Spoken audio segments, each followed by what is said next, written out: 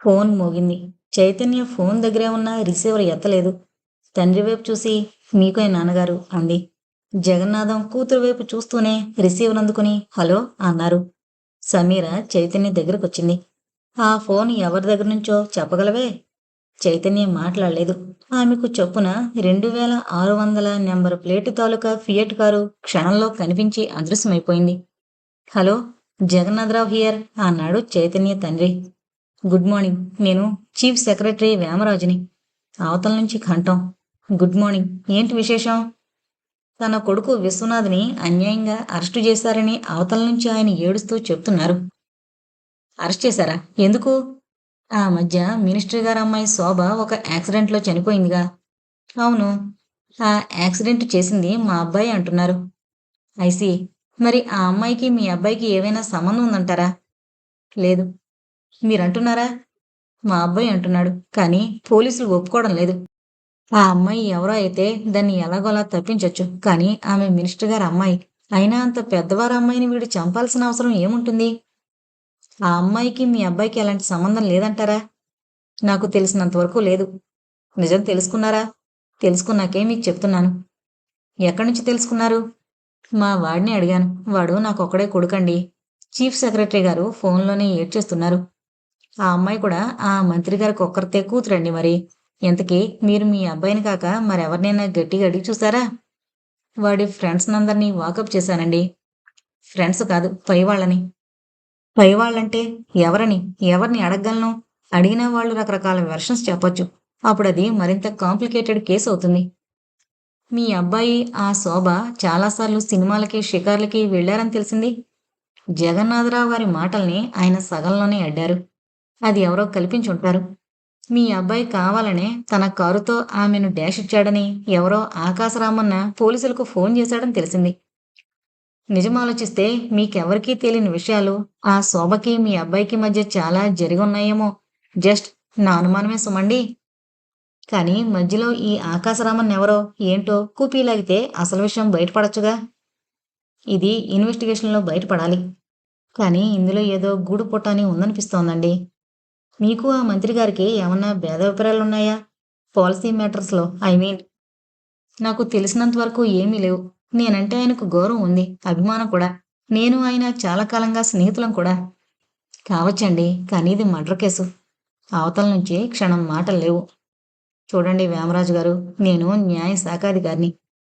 లాని interpret చేయడం నా వృత్తి ధర్మం. మీ అబ్బాయి కేసులో ఏమాత్రం న్యాయం కనిపించినా అతన్ని న్యాయశాస్త్రమే రక్షిస్తుంది. మధ్యలో నేను మాత్రం కేవలం నిమిత్త మాత్రుణ్ణి. ఉండనా మరి?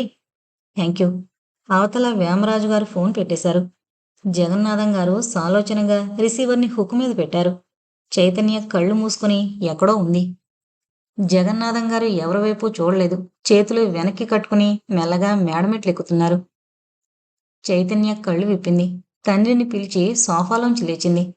జగన్నాథం గారికి కూతురు పిలుపు వినిపించలేదు.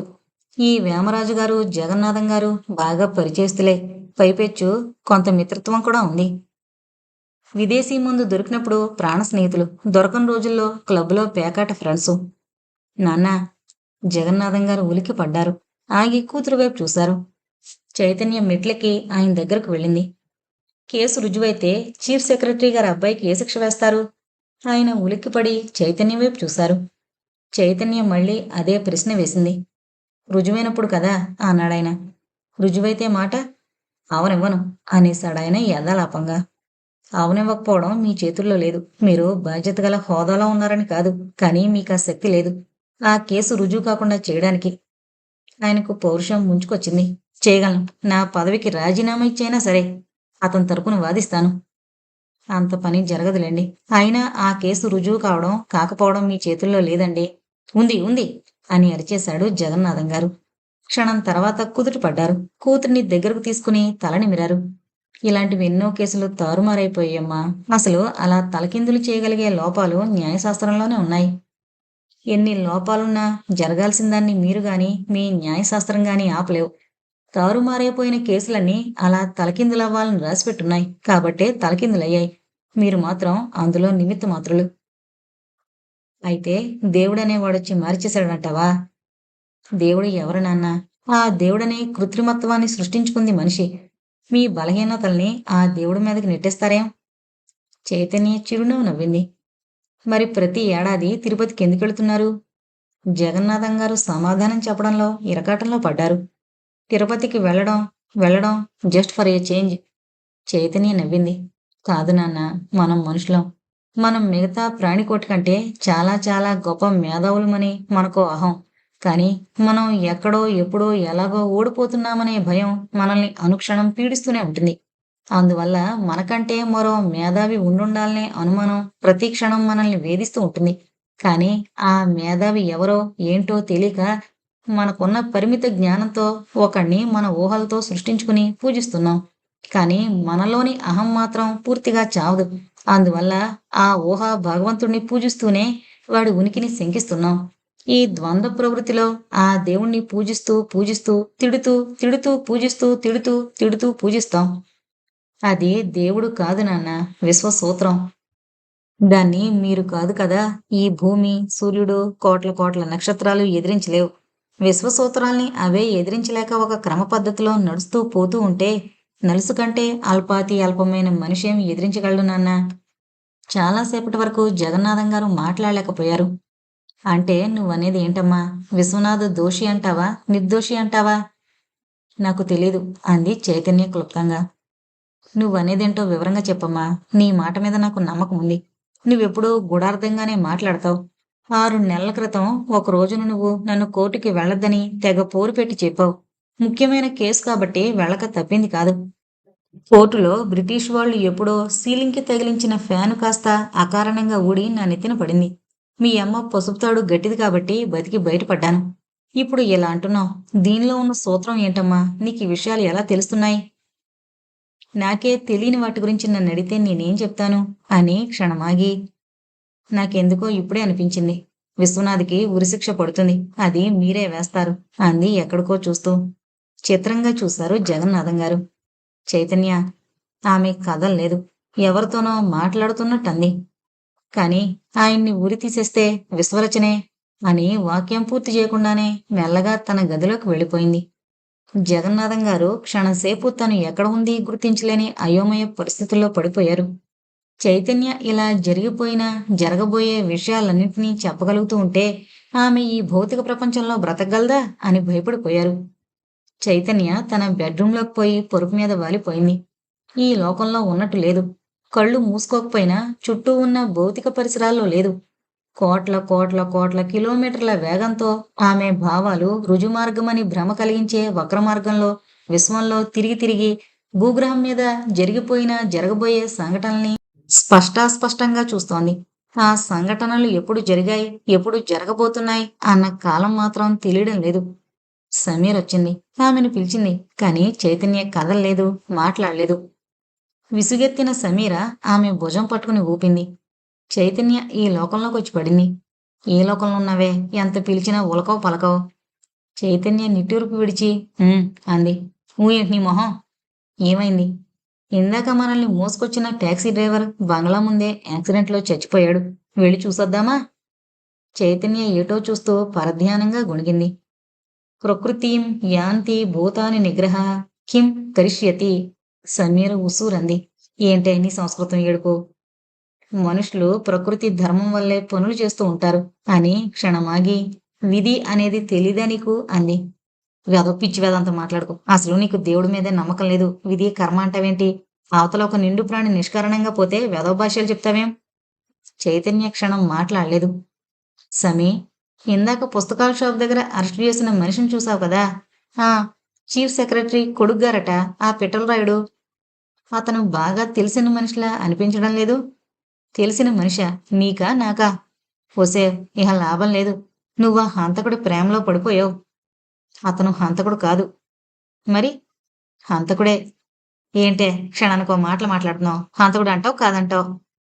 ఉన్న ఒక్క సాక్ష్యం పోయింది. ఏంటా సాక్ష్యం? Taxi driver. ఎవరు? Taxi driver. టాక్సీ డ్రైవరా? చైతన్య ఉలిక్కి పడింది. ఏంటన్నాను? ఉన్న ఒక్క సాక్ష్యం పోయిందన్నావు అని టాక్సీ డ్రైవర్ అన్నావు. అలా అన్నానా? సమీర తల బాదుకుంది. కర్మ, నువ్వేం మాట్లాడుతున్నావో నీకే తెలియడం లేదు. నీ మాటలు నమ్మాలో నమ్మకూడదో తెలియక మధ్య నేను చూస్తున్నాను. సరే నడు.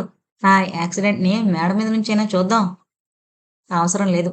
అయితే నేను వెళ్ళిపోనా? చైతన్య తల ఊపింది. వెళ్ళిపోవాలా? సరేలే. ఇక నువ్వు రమ్మని ఫోన్ చేసి అరిచి గీ పెట్టినా రాను అంటూ సమీర వెళ్ళిపోయింది. చైతన్య సమాధానం చెప్పలేదు. ఎక్కడికో వెళ్ళిపోతోంది. విశ్వనాథ నిర్దోషి. మంత్రిగారి అమ్మాయి చనిపోవడంలో అతను నిర్దోషి. అతను నిమిత్త మాత్రుడు. ఆమెను అతడు చంపలేదు. అతని కారు చంపింది. ఆ కారుని డ్రైవ్ చేస్తోంది మాత్రం అతనే. విశ్వనాథే గనక ఆ అమ్మాయిని ఆ క్షణంలో చంపేక విశ్వనాథ్ చచ్చిపోవాలి. కానీ అతను చావడానికి వీల్లేదు. చావకూడదు. కానీ విశ్వనాథ్ ఆ మంత్రిగారి అమ్మాయిని చంపనూ లేదు, చంపాలనే ఉద్దేశమూ లేదు. కానీ అతని కారు ఆమెను చంపింది. అతని కారు ఆమెను చంపకపోయినా, అతను ఆ స్థలంలో లేకపోయినా, ఆ క్షణంలో ఆమె అదే స్థలంలో చనిపోవాలి. ఆ మరణం మరొకరి వల్ల సంభవించుండేదే. సంభవించాలి కూడా. 1975 గంటకు 1000 మైళ్ల వేగంతో తన చుట్టూ తాను తిరుగుతున్న భూభ్రమణాన్ని ఆపేసి 6 నెలలు వెనక్కిపోతే అప్పుడే విశ్వనాథ్ ఎంఏ ఫస్ట్ క్లాసులో ఫస్టున పాసయ్యాడు. తండ్రి వేమరాజు గారికి కొడుకుని ఐఏఎస్ చదివించి తనలానే తయారు చేయాలని కోరిక. కానీ విశ్వనాథ్ మాత్రం ఐఏఎస్ చదవనన్నాడు. మరెందుకయ్యా ఆ ఎంఏ అయినా చదివావు అన్నాడు తండ్రి. లోకజ్ఞానం కోసం. అయితే ఏం చేయాలని నీ ఉద్దేశం? మనిషిని వాడి ప్రవర్తనని స్టడీ చేయాలనుంది. లోకంలో మనుషులిలా ఎందుకు తన్నుకు చేస్తున్నారో నాకు చేతనైనంత వరకు ఆ తన్నులాటల్ని ఆపాలని. తండ్రి వింతగా చూశాడు. సరే నీ ఇష్టం అన్నట్టు అప్పటికి ఊరుకున్నాడు. తన కొడుకు ఉద్యోగం చేసి ఇంత సంపాదించి బ్రతకాలని లేదు. 10 తరాల వరకు ఎంతమంది తిన్నా తరనంతటి ఆస్తుంది. మరికొంత ఆయన గడించాడు. తాతగారు బ్రిటిష్ వారి కాలంలో జమీందార్. ఆయన సంపాదించుకున్న స్థిర చరాస్తుల్ని ఇప్పటి ప్రజాస్వామిక ప్రభుత్వం లాగేసుకోకుండా ఉండేందుకు వేమరాజు గారు ప్రభుత్వంలోనే అధికారై ఆ ఆస్తులకి కుక్క కాపలా కాస్తూ ఉన్నారు. కొడుకిప్పుడు తన తర్వాత తన లాంటి హోదాలోకి రాకపోతే ఆ డబ్బు దస్కం పోతుందనే భయం చాలా వరకు ఉన్న చీఫ్ సెక్రటరీ కొడుకు కనీసం కలెక్టర్ అయినా అయితే మున్ముందు ఇంకా ఇంకా పెద్దవాడైపోతాడని ఆయన ఆశ. ఇప్పుడు కొడుకు మనిషిని స్టడీ చేసే ఉద్యోగం ఉచితంగా చేస్తాననగానే దానికి ఆయన మరో రకంగా భాష్యం చెప్పుకున్నాడు. బహుశా వాడు రాజకీయాల్లోకి దిగుతాడేమో. రాజకీయాల్లోకి పోతే కలెక్టరు, కమిషనరు, చీఫ్ సెక్రటరీ ఉద్యోగాల కంటే గొప్ప హోదాలకు పోతున్నట్టే.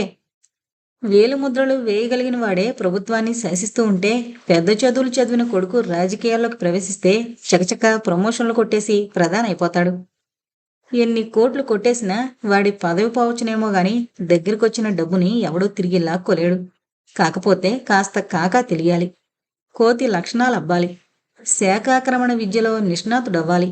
మనిషి కోతి నుంచి ఆవిర్భవించాడు అని డార్విన్ ప్రతిపాదించాడు కాబట్టి అప్పట్నుంచి మనిషి కోతిలా ప్రవర్తించినా ఎవడూ ఏం అనలేకపోతున్నాడు. ఒక రోజున విశ్వనాథ్కి ఫోన్ వచ్చింది. ఆ ఫోన్ చేసింది ఎవరో అతనికి తెలుసు. వాళ్ళు చెప్పిన విషయాలన్నీ జాగ్రత్తగా విన్నాడు. అవి అతి రహస్యమైన విషయాలు. వివరాలు అతి జాగ్రత్తగా సేకరించాలంటే పెద్దవాళ్లతో బాగా పరిచయం ఉండాలి. ఒకవేళున్నా ఈ రహస్యాలు అంత సులభంగా తెలియవు. తెలియకుండా పత్రికల్లోకి ఎక్కిస్తే ప్రమాదం. అతనికి చొప్పున మంత్రిగారమ్మాయి శోభ గుర్తుకొచ్చింది. ఆమెతో విశ్వనాథ్కంత పరిచయం లేదు. మాధురి, శోభ ప్రాణ స్నేహితురాళ్ళు. మాధురి తనకి స్నేహితురాలు. ఆమె ద్వారా శోభ స్నేహం సంపాదించాలి అనుకున్నాడు. వెంటనే మాధురి ఇంటికి కారులో వెళ్ళాడు. అదృష్టవశాత్తు శోభ మాధురింట్లోనే ఉంది. విశ్వనాథం చూసి శోభ ఎగిరి గంతేసినంత పనిచేసింది. అతని కళ్ళల్లో ఏదో కాస్మిక్ తేజస్సు ఉంది అని శోభ భావం. ముఖంలో మ్యాగ్నెటిక్ ఫోర్స్ ఉంది అనేది కూడా ఆమె భావమే. మాధురి విశ్వనాథ్ని ఆమెకు పరిచయం చేయకుండానే ఆమె అతని మీద పడిపోయి నమస్కార బాణాలు ప్రయోగించేసింది. ఆమె ప్రవర్తన వింతనిపించింది. ఆమె వస్త్రధారణ, మాటల తీరుని బట్టి ఆమె మనస్తత్వాన్ని అంచనా వేయడానికి ప్రయత్నించాడు. ఆమె ప్రస్తుత సాంప్రదాయాల్లో ఇమడలేదు. ఆమె ఊహించుకునే సొసైటీ ఈ జన్మలో ఇక్కడ అవతరించదేమో. కూర్చో అన్నయ్య అంది మాధురి విశ్వనాథాన్ని. మాధురి అతన్ని అన్నయ్య అని సంబోధించగానే శోభ సంబరపడిపోయింది. వాళ్ళిద్దరి మధ్య ఎలాంటి గ్రంథం లేదని ఆనందపడిపోయింది. కానీ ఏదో అనుమానం. చిన్న యాసిడ్ టెస్ట్ చేద్దామనుకుంది. ఏదో పనున్నట్లు ఎక్స్క్యూజ్ మీ అని బయటికెళ్ళి బయట గోడలో చెవిని పాతేసి వాళ్ల మాటలు వింటోంది. శోభ నా బెస్ట్ ఫ్రెండు. ఒట్టి అమాయకురాలు అంది మాధురి కాఫీ కప్ అందిస్తూ. విశ్వనాథ్ కప్ అందుకుంటూ చిరునవ్వు నవ్వాడు. అదేంటన్నయ్య చిరునవ్వు నవ్వుతున్నావు? మళ్ళీ చిరునవ్వే సమాధానం. అంటే దాని గురించి ఏదో గ్రహించేశావన్నమాట.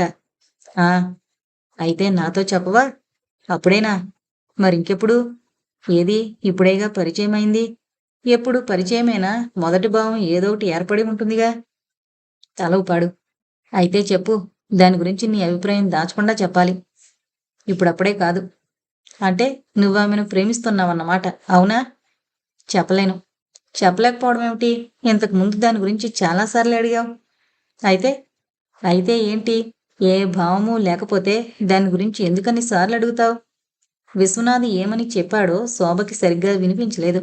లోపలికి తొంగి చూద్దామంటే గోడలో బలంగా పాతేసుకున్న చెవి ఊడి రాలేదు. అన్నయ్య, ఒక మాట అడగనా? అంది మాధురి. అడుగుతున్నావుగా. అడుగుతున్నాను, కానీ సరిగ్గా సమాధానం చెప్పడం లేదు. చెప్పగలిగే నిజమైతే చెప్తా.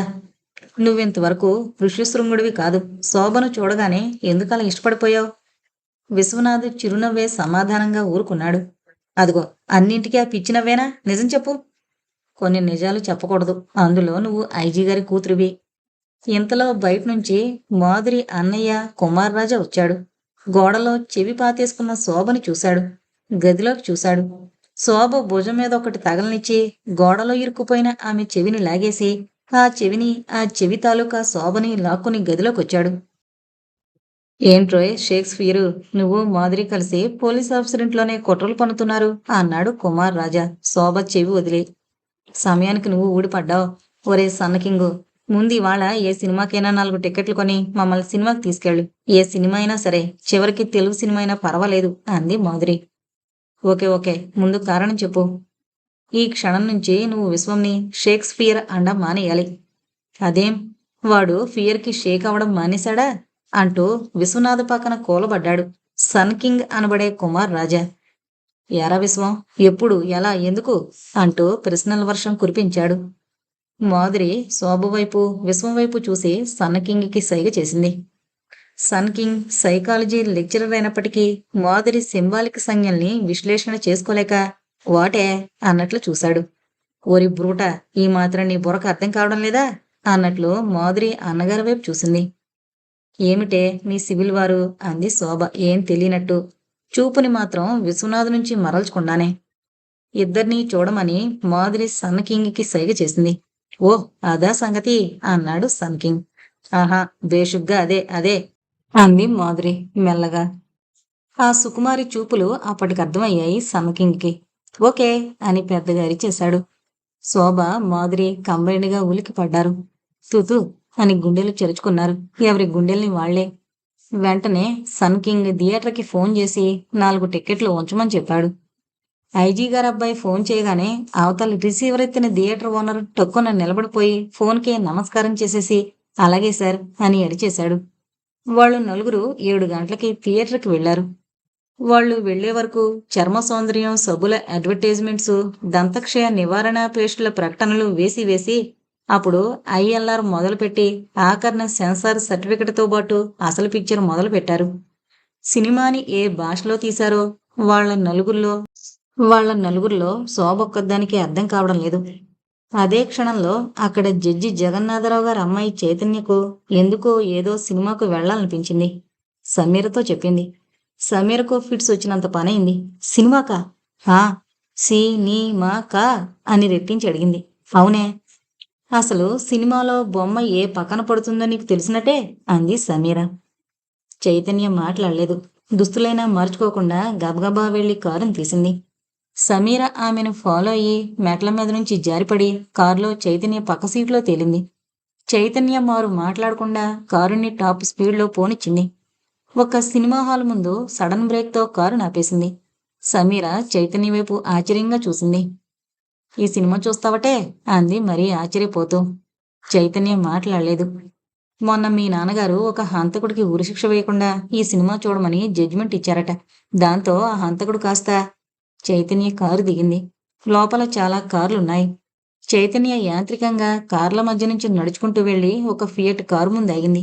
కాని ఆమె ఆ కారు వైపు చూడనే లేదు. ఆమె ఒళ్ళంతా ఏదోలా అయిపోతుంది. వణికిపోతోంది. గుండెదడ హెచ్చిపోతోంది. మస్తిష్కంలో భావాలు అర్థం కాని రీతిలో గింగురుమంటున్నాయి. చైతన్య ఫియట్ కారు దగ్గరే నిలిచిపోయింది. ఏంటి, సినిమాకనొచ్చే ఇక్కడే నిలబడిపోయావు? సమీరకు సమాధానం చెప్పలేదు చైతన్య. నిట్టూర్పు విడిచింది. నడు, వెళ్ళిపోదాం. ఎక్కడికి? అంది సమీర అర్థం కాక. బంగళాకి. సినిమా చూస్తానన్నావు? చైతన్య అప్రయత్నంగానే ఫియట్ కారు మీద చేయి వేసింది. ఏవో ప్రకంపనలు. సమీర కారు వైపు చూసింది. ఏంటే, ఆ కారెవరిది? చైతన్య మాట్లాడలేదు. వెనక్కి తిరిగిపోయి తన కారులో కూర్చుంది. సమీర కూడా పరుగులాంటి నడకతో వచ్చి ఆమె పక్కన కూలబడింది. చైతన్య కారు స్టార్ట్ చేసింది. సాలోచనగా మెల్లగా నడిపింది. ఆమె విచిత్ర ప్రవర్తన సమీరకేం అర్థం కాలేదు. ఏంటే, అసలు ఎందుకంత కంగారుగా సినిమాకొచ్చినట్లు? ఆ కారుని చూసి ఎందుకొచ్చేస్తున్నావు? చైతన్య మాట్లాడలేదు. అసలు ఆ కారెవరిది? తెలీదు. తెలియకపోతే ఎందుకు ఆ కారు మీద చేయి వేశావు? ఆ కారుని కొంపదీసి కొనేస్తావా? చైతన్య తల అడ్డంగా తిప్పింది. మరి? చైతన్య క్షణం మాట్లాడలేదు. కారు మెల్లగా ఆగింది. ఎందుకాపావే? చైతన్య అక్కడ లేదు, ఎక్కడో ఉంది. సమీర ఆమెను కదిపింది. చైతన్య. చైతన్య ఒక నిట్టూర్పు విడిచింది. తనలో తాను గొణుక్కుంది. ఆ కారుకి యాక్సిడెంట్ జరగబోతోంది. సమీర ఉలికి పడింది. ఏ కారుకే? సినిమా హాల్ దగ్గర చూసిన కారుకి. ఎప్పుడు? తెలియడం లేదు. పిచ్చిగా మాట్లాడకు. ఎవరన్నా వింటే నవ్విపోతారు. కారుని స్టార్ట్ చేయి, లేదా పక్కకు తప్పుకో, నేను డ్రైవ్ చేస్తాను. చైతన్య వద్దని సైగ చేసింది.